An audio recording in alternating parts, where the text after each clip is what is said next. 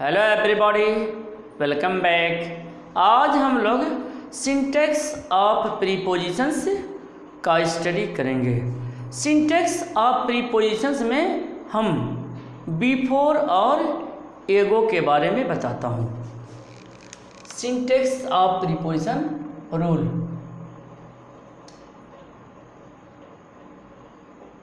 Before एगो, before and एगो के बारे में बताता हूँ। बिफोर और एगो का मतलब होता है पहले, यानी पहले के अर्थ में।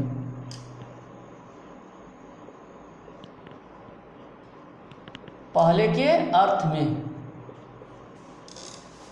इस दोनों का मतलब होता है पहले, लेकिन प्रयोग अलग अलग है, इसका इम्पोर्टेंस अलग अलग है। जैसे बिफोर का प्रयोग पहले या सामने के अर्थ में तथा एगो का प्रयोग केवल पास्ट इंडेफिनिट टेंस में होता है। क्लियर? तो इससे बताता हूँ कि बिफोर का प्रयोग पहले या सामने के लिए।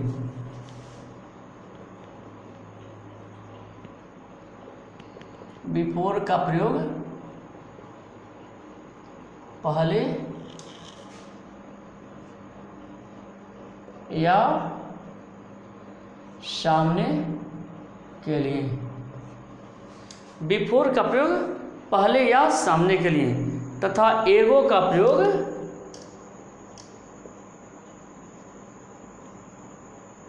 एगो में होता पहले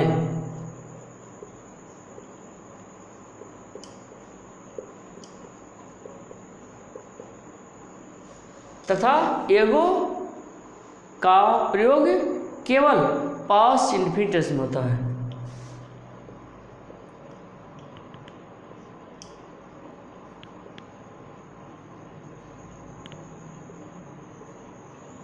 पास्ट इंडेफिनिट टेंस में होता है। क्लियर? तो बिफोर और एगो दोनों का मतलब होता है पहले, लेकिन बिफोर का प्रयोग पहले या सामने के लिए तथा एगो का प्रयोग केवल पास्ट इंडेफिनिट में होता है। क्लियर? मतलब बिफोर मतलब पहले या सामने के अर्थ में, एगो का प्रयोग भी पहले होता है, लेकिन इसका मतलब पास्ट टेंस में होता है। क्लियर? जैसे he will complete it before 10 o'clock।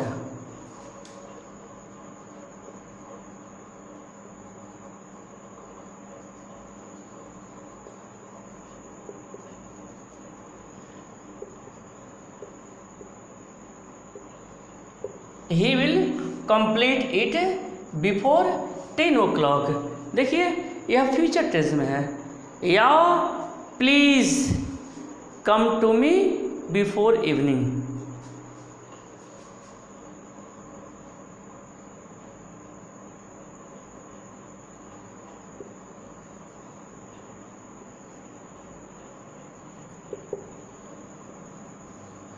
Please come to me before evening. या he return from Japan 3 days ago।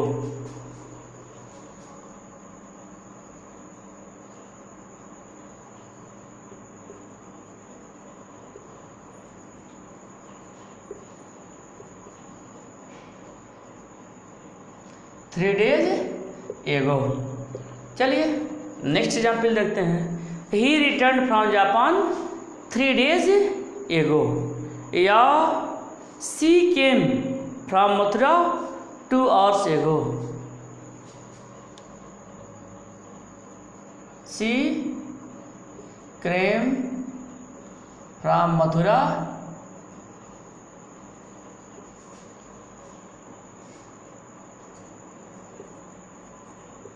3 hours एगो। तो इस तरह से आपका कंसेप्ट पूरा क्लियर हो गया होगा कि बिफोर और एगो में क्या अंतर है। बिफोर और एगो दोनों की मीनिंग एक ही है, पहले है, लेकिन बिफोर का प्रयोग अलग और एगो का प्रयोग अलग। क्लियर? यानी एगो का प्रयोग हम पास्ट इंडेफिनिट टेंस में करते हैं और बिफोर का प्रयोग पहले या सामने के अर्थ में करते हैं। चलिए मैं नेक्स्ट टूल बताता हूँ। नेक्स्ट टूल में मैं आपको बताता हूँ एमॉन्ग बिटवीन का प्रयोग। एमॉन्ग बिटवीन,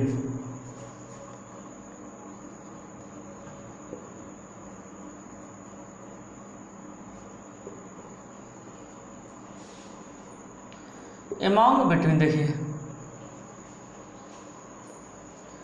एमॉन्ग और बिटवीन दोनों का, इस दोनों का मतलब होता है बीच में।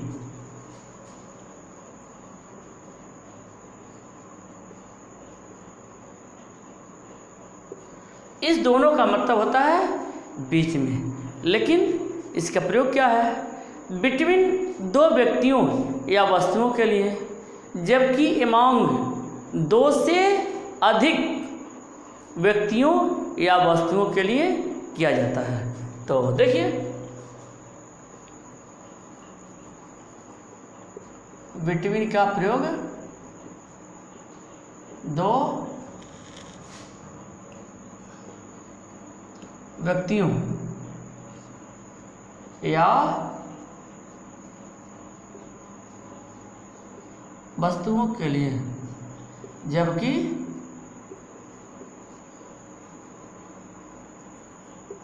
एमॉन्ग का प्रयोग दो से अधिक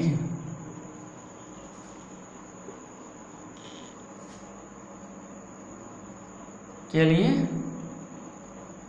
होता है। क्लियर? तो चलिए अब मैं एग्जाम्पल लेकर के इसे समझाता हूँ। जैसे the property was divided between two brothers.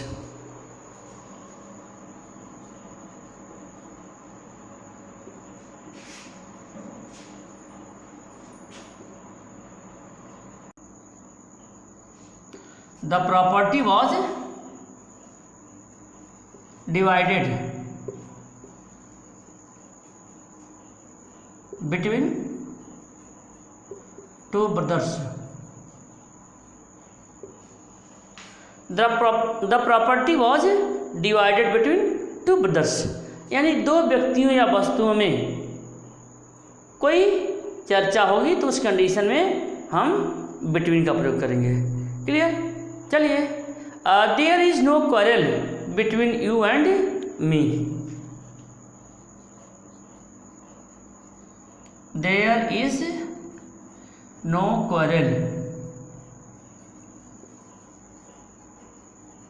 Between you and me. देखिए यहां पर भी बिटवीन का प्रयोग हो गया। नेक्स्ट देखते हैं। जैसे distribute this sweets among these 10 boys।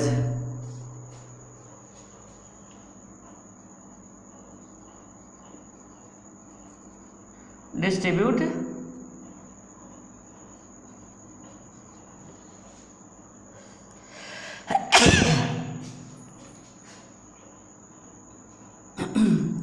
these sweet, distribute these sweet among these 10 boys।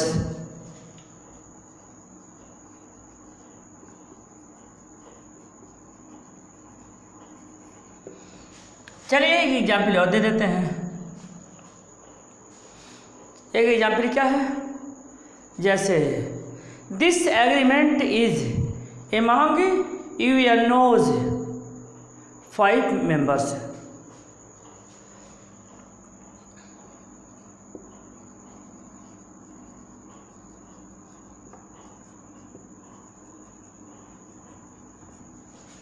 Among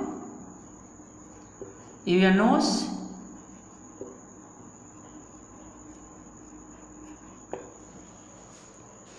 this agreement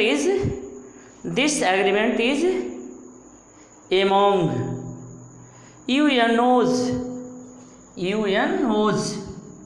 इसको और बड़ा कर देते हैं, यूएनओज 5 मेंबर्स।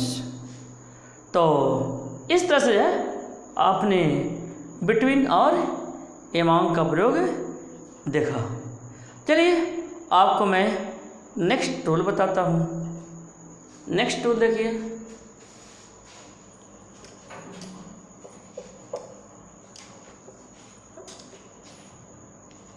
नेक्स्ट टूल में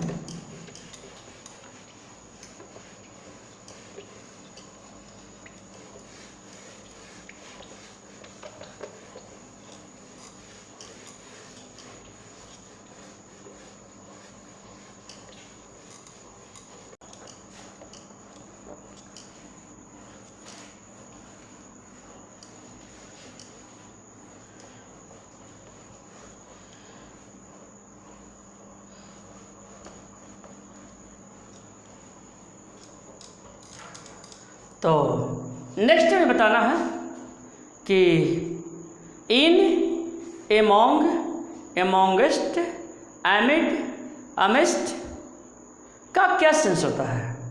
हिंदी में इसका सेंस होता है में या बीच में। क्लियर। तो इन जो है कलेक्टिव सेंस में प्रयोग होता है, यानी यूज का प्रयोग जो है कलेक्टिव नाउन से संबंधित होता है। एमोंग, एमोंगेस्ट कॉमन प्लूरल के पूर्व तथा एमिस्ट मात्रा या क्वांटिटी परिमाण सूचक नाउन्स के पूर्व प्रयुक्त किया जाता है। तो देखिए इन, among, rule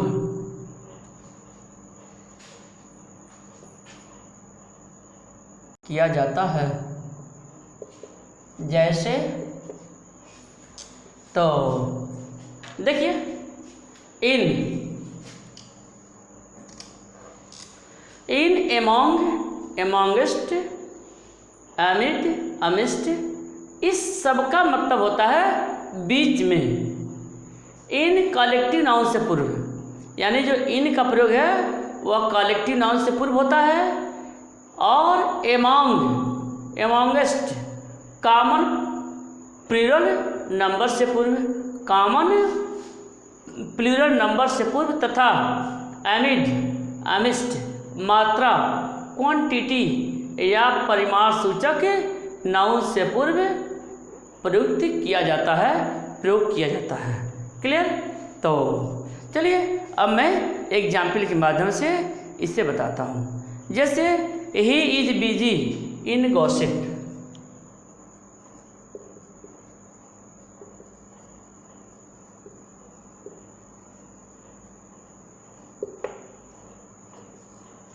he is busy in gossip, gossip. ठीक। Next, his elder son is in BSF,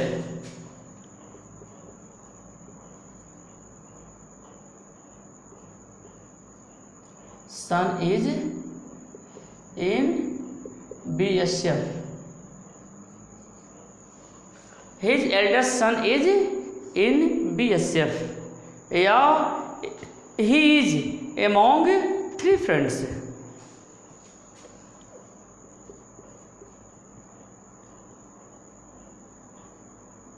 he is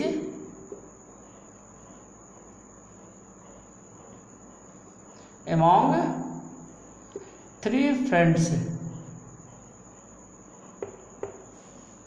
clear.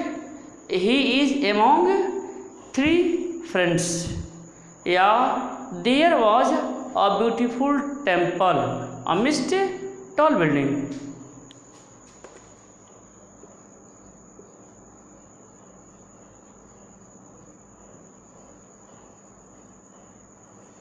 Beautiful building amidst, देखिए there was a beautiful building, या आप इसको यूँ देखिए,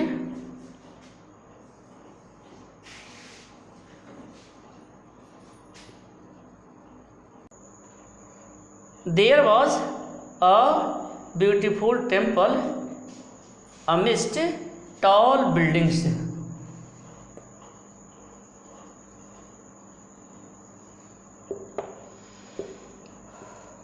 चलिए मैं आपको नेक्स्ट एग्जाम्पल बताता हूँ।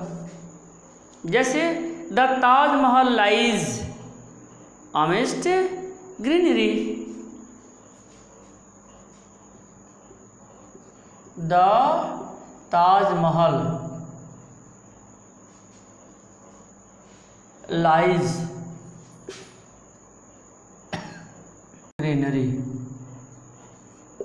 तो इस तरह से जो है आपने देखा कि कैसे इन प्रीपोजिशंस के प्रयोग किए गए हैं। जैसे he is busy in gossip, clear.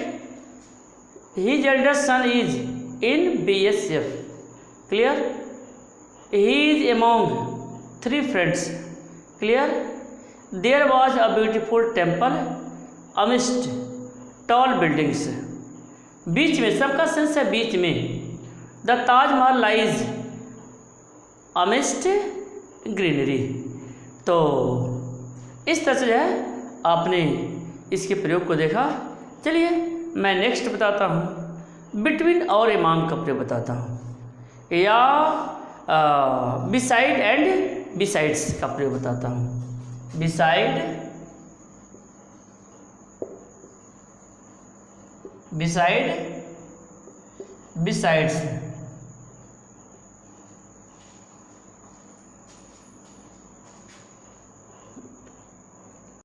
का मतलब होता है बगल में।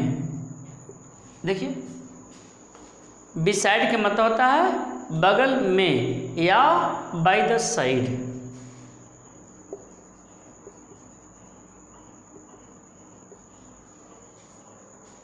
नेक्स्ट देखिए आगे, और besides,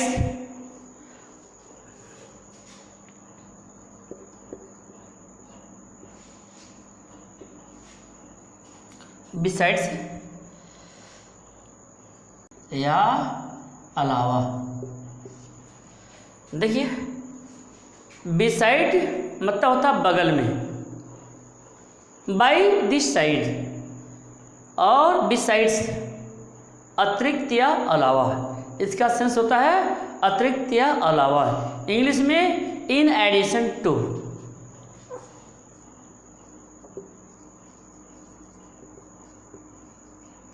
in addition to, English में कहते हैं इन एडिशन टू, क्लियर, के अर्थ में प्रयुक्त किया जाता है।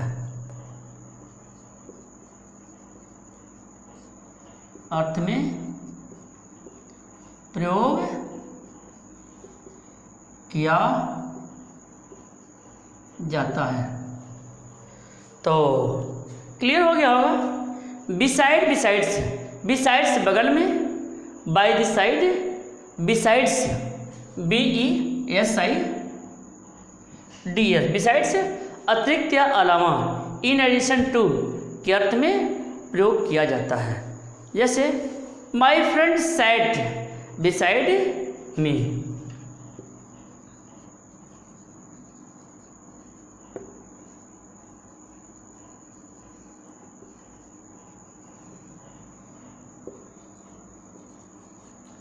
माई फ्रेंड सैट बिसाइड मी मतलब मेरा मित्र मेरे बगल में बैठता था, बगल में, पास में, क्लियर। या नेक्स्ट कर सकते हैं कि beside horse I keep buffalo. Besides horse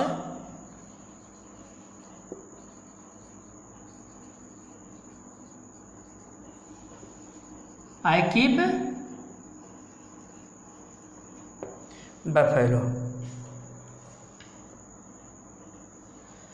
beside horse I keep buffalo. तो इस तरह से जो है आपने बिसाइड्स का प्रयोग देखा और इन एमोंग अमिस्ट का प्रयोग देखा। चलिए आपको मैं नेक्स्ट रूल बताता हूँ। नेक्स्ट रूल देखिए,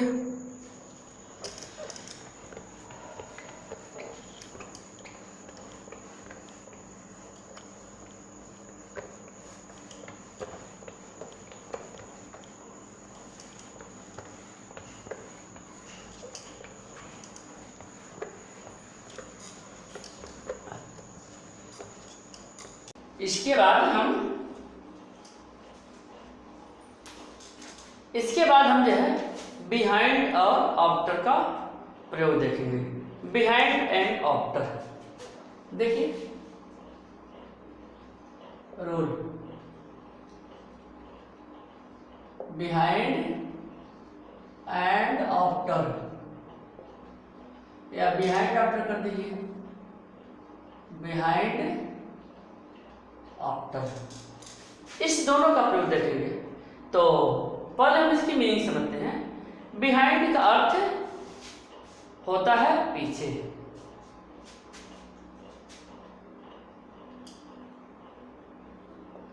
बिहाइंड का अर्थ पीछे,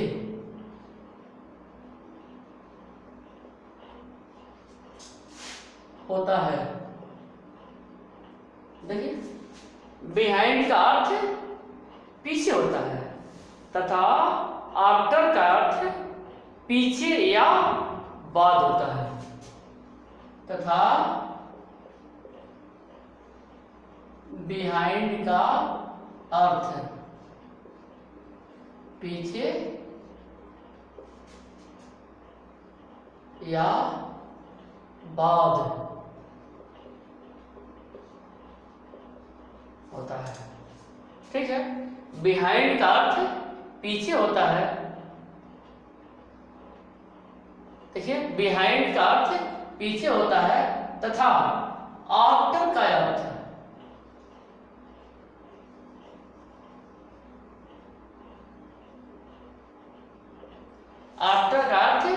पीछे या बाद होता है।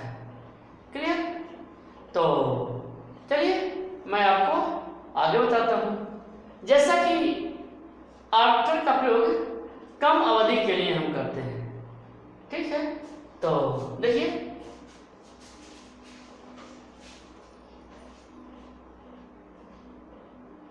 जैसे, तो देखिए बिहाइंड आफ्टर, बिहाइंड का अर्थ पीछे होता है तथा आफ्टर का अर्थ पीछे या बाद होता है। क्लियर? बिहाइंड का प्रयोग सदैव ही पीछे रहने या पीछे पाई जाने वाली वस्तु के लिए होता है। क्लियर? और जो आफ्टर है, आफ्टर का प्रयोग कम अवधि के लिए पीछे रहने से होता है। देखिए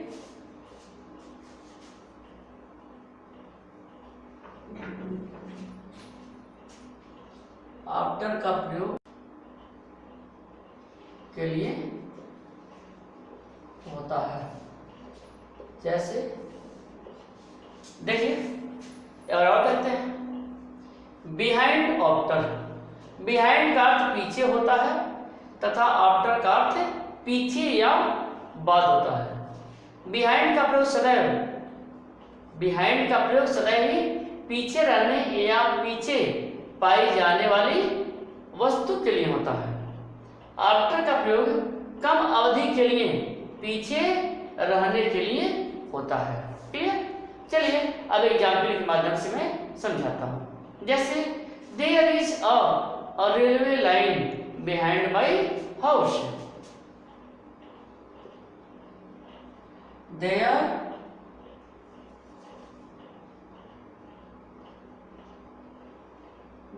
is a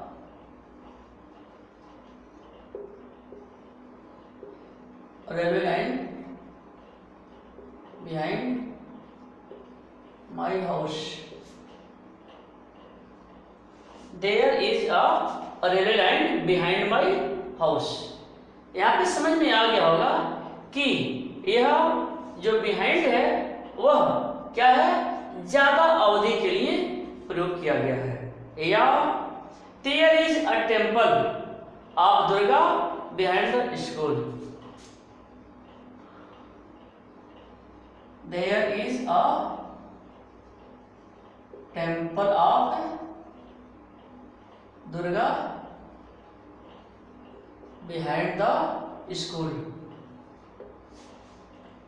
तो इस तरह से आपने बिहाइंड का प्रयोग देखा। चलिए हम आपको आफ्टर से भी सेंटेंस बताता हूं। जैसे the hunter was running after a dear.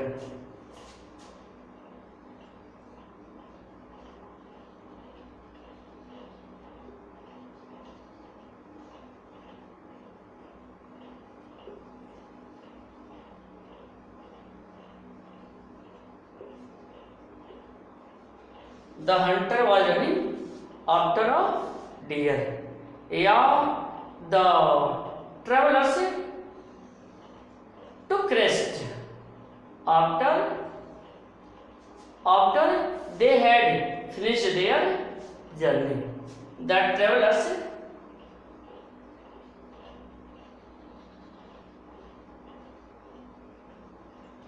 took rest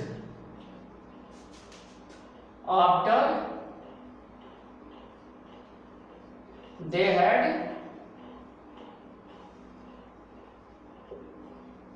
finished their journey।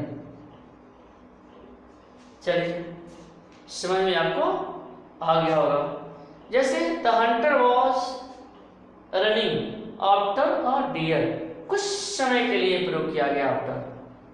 The traveler took rest after the travelers took rest after they had finished their journey। Clear? तो इस तरह से आपको बिहाइंड और आफ्टर का प्रयोग समझ में आया होगा। चलिए मैं आपको नेक्स्ट बताता हूं अंडर और बिलो।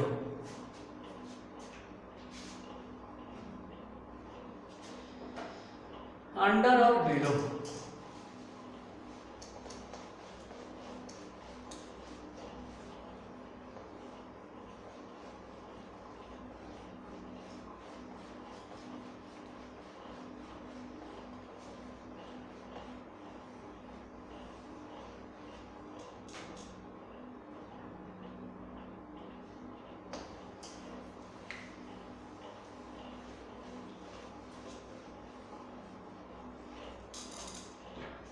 नेक्स्ट रूल है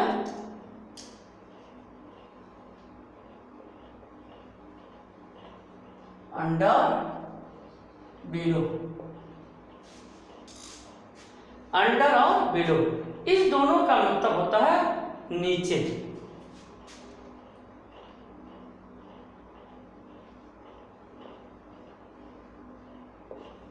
ठीक है, लेकिन दोनों का प्रयोग अलग अलग है। अंडर प्रायः किसी वस्तु के नीचे तथा बिलो नीचे के क्रम में, अर्थात प्रायः ऊपर से क्रमशः नीचे के क्रम को दर्शाता है। यह प्रायः ऊपर से नीचे के क्रम के बारे में यह बताता है। तो देखिए अंडर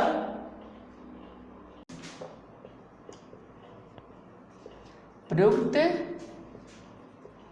किया जाता है। देखिए अंडर और बिलो नीचे, दोनों का मतलब होता है नीचे।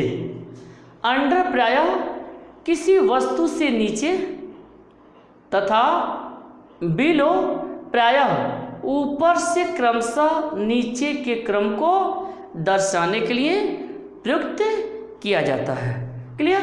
चलिए मैं आपको एग्जाम्पल के माध्यम से बताता हूँ। जैसे your book is lying under the table.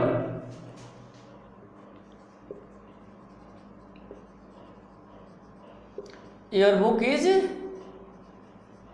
lying under the table. Your book is lying under the table. Yeah, he hit below the knee.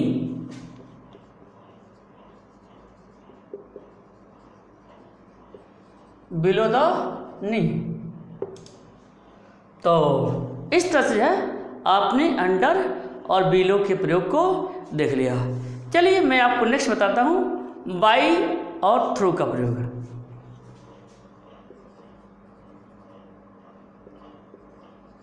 By through. By और थ्रू इस का मतलब जानिए। जैसे बाई मीन्स होता है समीप। बाई का सेंस होता है समीप, मतलब किसी स्थान या वस्तु के समीप के लिए। किसी वस्तु या स्थान के लिए प्रयुक्त किया जाता है। तो देखा आपने बाई और थ्रू। बाई समीप यानी किसी वस्तु या स्थान के समीप के लिए, ठीक है। थ्रू द्वारा माध्यम से या किसी स्थान के अंदर से होकर गुजरने के लिए प्रयुक्त किया जाता है। क्लियर? चलिए मैं इसको एग्जाम्पल के माध्यम से बताता हूँ। जैसे Hari sat by me.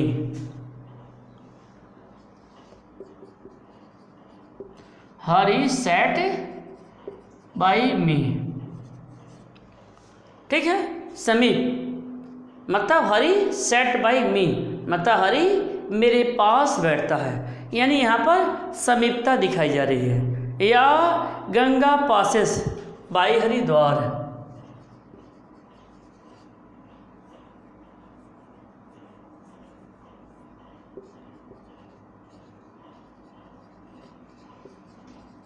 Passes by Haridwar.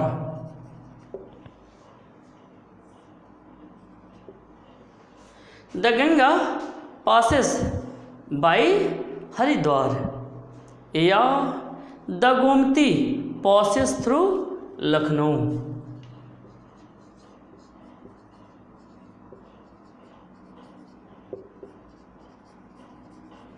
Through Lucknow. Fourth, next देखिए, जैसे urgent post is sent through aeroplane.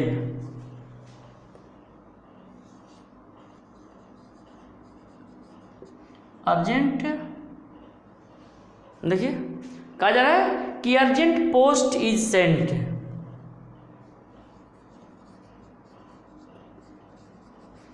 Saint urgent post is sent through aeroplane. तो देखिए बाई और थ्रू से sentence. Hari set by me clear है। The Ganga passes by Haridwar ये भी clear है, समीपता दिखाया जा रहा है। The Gomti passes through Lucknow यह स्थान को दिखा रहा है, ठीक है। Urgent post is sent through aeroplane. तो इस तरह से जो है आपने प्रीपोजिशन का प्रयोग देख लिया।